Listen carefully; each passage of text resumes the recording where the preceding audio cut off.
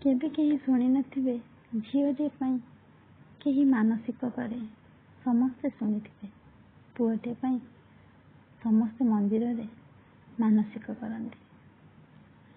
ପୁଅଟିଏ ଜନ୍ମ ହେଲା ପରେ ସମସ୍ତେ ଭାବନ୍ତି, ସାହି ପଡ଼ିଶା, ବନ୍ଧୁବାନ୍ଧବ, ବାପା ମା, ସବୁ ଘରର ପରିବାର ଟୋଟାଲ ଭାବନ୍ତି ଯେ ଯେମିତି ଆମ ବଂଶକୁ ରକ୍ଷା କରିବାକୁ ଜଣେ ଆସିଗଲା।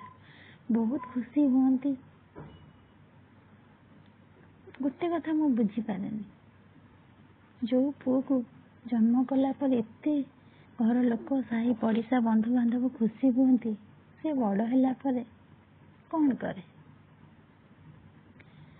ମା ଯେତେବେଳେ ତା ପୁଅ ମଥାରେ କଳା ଟିପା ଲଗାଏ, ଯେମିତି ଗୋଟେ ରାଜକୁମାର ମଥାରେ କଳା ଟିପା ଲଗାଉଛି, ସେମିତି ସେ ଭାବେ ତା ପୁଅକୁ ସେ ସବୁବେଳେ ରାଜା ଭଳି ରଖିବାକୁ ଚାହେଁ।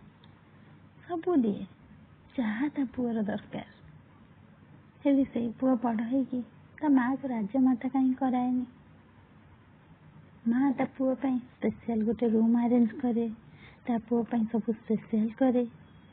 ସେଇ ପୁଅ ବଡ଼ ହେଲା ପରେ ତା ଘରର କୋଉ କୋଣରେ ତା ମାଆକୁ ଜାଗା କାହିଁକି ଦେଇପାରେନି? ମା ଯେତେବେଳେ ତା ପୁଅକୁ କିଏ କିଛି କହିଦିଏ, ମା ସହିପାରେନି।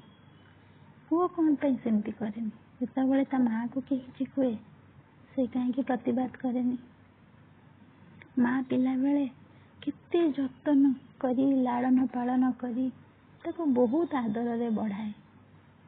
ପୁଅ କାହିଁକି ବଡ଼ ହେଲେ ମାଆକୁ ସେତିକି ସ୍ନେହ ମମତା ଦେଇପାରେ ନା? ସତରେ ବଡ଼ ଦୁଃଖର କଥା। ଯଦି ବୃଦ୍ଧାଶ୍ରମ ଅଛି, ତାହେଲେ ଗୋଟେ ଶିଶୁ ଆଶ୍ରମ ବି ରହିବା ଦରକାର।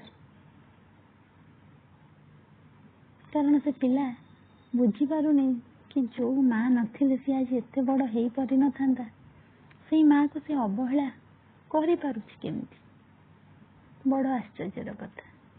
ଆଜି ଯାଏ ବି ମୁଁ ବୁଝିପାରିଲିନି, ଗୋଟେ ମା ଯଦି ତା ପୁଅକୁ ଗୋଟେ ରାଜକୁମାର ଭଳି ଦେଖିବାକୁ ଚାହୁଁଛି, ତାହେଲେ ସେ ପୁଅ ତା ମାଆକୁ କାହିଁକି ରାଜମାତା ଭଳି ଦେଖିବାକୁ ଚାହୁଁନି?